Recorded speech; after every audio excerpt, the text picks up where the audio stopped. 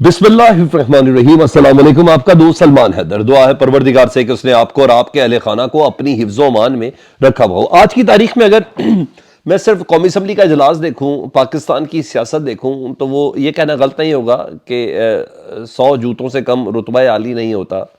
और ज़िल्लत वो ख़जाना है शायद आज की तारीख में पाकिस्तान के सियासतदानों के पास खाली नहीं होता। मुझे नहीं पता इतनी हजीमत, इतनी दुश्मन दराजी, इतने ताने, इस किस्म के नारों के बाद पाकिस्तान में कोई सियासत में कैसे रहने का ख्वाब रख सकता है। और फिर जवाब ये देना है जाके अपने आल औलाद को कि जनाब ये शायद सियासत का हुस्न है। मुझे तो इसके अलावा कुछ भी नहीं लग रहा। बहुत अहम चीज़ें हैं जो मैंने आपके सामने रखनी है। मौलाना साहब का ना पेश होना और मेंगल साहब का फ्लोर के ऊपर रहना और मौलाना साहब का वोट ना देना। आज शहबाज शरीफ साहब के ख़िताब में और ख़िताब से पहले नवाज शरीफ साहब को कौन कौन से नारे और फिर पीटीवी का उनकी तरफ फोकस करना उन नारों पर बहुत सी चीज़ें मानी खेज थी।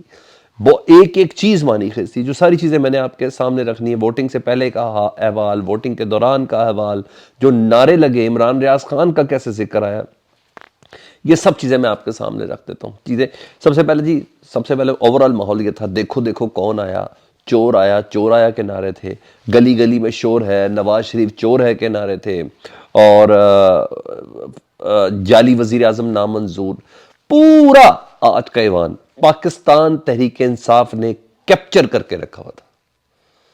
क्योंकि नून लीग के ऊपर सारे नारे लग रहे थे, जरदारी साहब के खिलाफ किसी किस्म का कोई नारा नहीं लग रहा था। इसलिए पीपल्स पार्टी ने कोशिश ही नहीं की सिर्फ वोट देने की हद तक, क्योंकि वो एक डील के दौरान सारा मामला था कि किसी तरह शहबाज शरीफ और नवाज शरीफ साहब को कवर किया जा सकता। कुछ भी नहीं था। एक बारी फेर शेर के नारे जरूर थे, मगर वो बहुत ज्यादा दब गए थे, वो भी नून लीग की तरफ से। इत्तेहाद में होने के बावजूद इत्तेहाद के साथ नहीं थे। जो ओवरऑल पिक्चर मैंने देखी, और इस टाइम भी जिस वक्त मैं आपसे बात कर रहा हूँ, शहबाज शरीफ साहब का खिताब जारी है, मिलकर पाकिस्तान की तकदीर बदलेंगे, 12,300 रुपए NFC अवार्ड के तहत दिए जाते हैं सूबों को, और भाई इस तरह की ये सारी बातें। बट हु केयर्स, किसी को इस बात का यकीन हो तो मुझे बताइए। अगर आपको यकीन है तो मुझे कमेंट सेक्शन में आपने ज़रूर मुझे बताना है कि ये चीज़ें हैं, ये वही लोग हैं, वही चेहरे हैं जो 16 महीने हुकूमत करके भी गए हैं। इन्होंने उस वक्त भी ये सारी बातें की थी, मिलकर पाकिस्तान की तकदीर बदलेंगे, ओके, मगर जो पोजीशन है वो इस वक्त की है। तो बहरहाल शहबाज शरीफ साहब ले जी मुसलसल दूसरी बार पाकिस्तान के वज़ीर आज़म मुंतखब हो गए। शहबाज शरीफ साहब को 201 वोट मिला और उमर अयूब साहब को 92 वोट मिले, जो सुन्नी इत्तेहाद कौंसिल के PTI के थे। तो शहबाज शरीफ साहब प्राइम मिनिस्टर बन गए, और कैसे बने ये अंदाज़ा लगाना आप और मेरे लिए मुश्किल है नहीं, मगर अब उनके लिए घुमसान कराना है। अब ये ज़िंदगी बड़ी मुश्किल हो जानी है उनकी। ये तो तय आज के इजलास को देखते हुए कि ये हुकूमत मुझे तो 5 साल तो क्या चंद महीनों के लिए भी बहुत मुश्किल नज़र आ रही है। लेकिन बहरहाल शहबाज शरीफ साहब को एजाजुल हक साहब ने भी वोट दिया है। ये वही एजाजुल हक साहब है जो वैसे तो उनके वालिद ज़ियाउल हक साहब हैं, और ज़ियाउल हक साहब ही से मुतल्लिक है कि जनाब उन्होंने ही नवाज शरीफ साहब को आज इस मकाम तक पहुँचाया। उन्हीं की नर्सरी थी और जो कुछ सारी जन्नत जलानी और ये सब थे। मगर बहरहाल ज़ियाउल हक साहब के साहबजादे एजाजुल हक साहब, और कल तक इमरान खान साहब की मसालतें करवाते रहे। बड़ा ज़बरदस्त किरदार था, और देखिए इमरान खान को कहाँ कहाँ धोखा मिला आज। और ये एजाजुल हक पाकिस्तान तहरीक इंसाफ के थे, यहाँ तक कि उन्होंने वोट भी पाकिस्तान तहरीक इंसाफ के नाम पर लिया, और पटका भी एक बार पहन लिया था। एक बार अपनी पूरी की पूरी जमात भी पाकिस्तान तहरीक इंसाफ के अंदर जम कर दी थी, जो एक ही शख्स की जमात थी। मतलब 201 वोट में एक वोट था वो एजाजुल हक साहब का था। यहाँ तो ये पोजीशन आ गई। अब मैं ज़रा शहबाज शरीफ साहब की तकरीर के दौरान या उससे पहले के अल्फाज ज़रा बता दूँ तो चोर आया के नारे थे। एक बारी फिर चोर, और आया चोर आया, जब इस तरह के नारे थे ना, गली गली में शोर है, तो नवाज शरीफ साहब के ऊपर कैमरा फोकस कर दिया, और ये PTV ने चलाया, क्योंकि सबने PTV ने ही सोर्स दिया हुआ सबको। तो पाकिस्तान के तमाम मीडिया पर ये चीज़ रजिस्टर हुई। आज इमरान खान साहब के नाम भी बहुत चल रहे थे, सब कुछ हो रहा था। तो ये मेरे लिए बहुत मानी खेज चीज़ें हैं। एक अजीब सा टेंशन वाला माहौल असम्बली के अंदर नून लीग के चेहरों पे तो है। स्पीकर साहब को भी समझ नहीं आती कि मैंने मुबारकबाद देनी है कि मैंने शहबाज शरीफ को बचाना है। लाइक ये वाली पोजीशन उनकी चल रही थी। कई बार शहबाज शरीफ साहब उठे, कई बार बैठे, और यही स्ट्रेटेजी थी पाकिस्तान तहरीक इंसाफ की। अगर यही स्ट्रेटेजी पंजाब असम्बली के अंदर भी इख्तियार की जाती, उस वक्त पता नहीं किसने मशवरा दिया था, तो इतना आसान ना होता। इवन मरियम नवाज साहब बुलाती रहेंगे, प्लीज़ आएँ ज़रा, मुझे मेरे मुखालिफ नारे लगाएं तो मैं ज़रा थोड़ा इन्जॉय करूँगी, लेकिन वहाँ ऐसा कुछ भी नहीं कर पाया। तो बहरहाल शहबाज शरीफ साहब को تقریر نہیں کرنے دی جا رہی، اور اس وقت چل رہا ہے سب کچھ. اور کون بچائے گا پاکستان، قیدی نمبر 804 کے نعرے ہیں جس وقت میں آپ سے بات کر رہا ہوں. تیرا یار میرا یار، قیدی نمبر 804، وزیر اعظم عمران خان. یعنی پورا ماحول جو ہے نا اس وقت سراؤنڈ کیا ہوا پاکستان تحریک انصاف نے اور آج کے اس اجلاس کو. اگر میں ویسے بتا رہا ہوں، اگر یہ 16 ماہ کی حکومت میں بھی اپوزیشن میں ہوتی نا پاکستان تحریک انصاف، تو میرا خیال ہے کہ جس طریقے سے انہوں نے قانون سازی کی مچھلی منڈیاں لگائی تو یہ نہ ہوتی. تو بہرحال دس از گڈ چینج، اگر بہتری کے لیے تو زبردست ہے. یہ سب چل رہا ہے. ووٹنگ کے دوران کا حوال بتاؤں تو نعرے تھے اور شرمندگی تھے. نواز شریف صاحب کے لیے بہت زیادہ شرمندگی تھی اور چور چور کے نعرے تھے.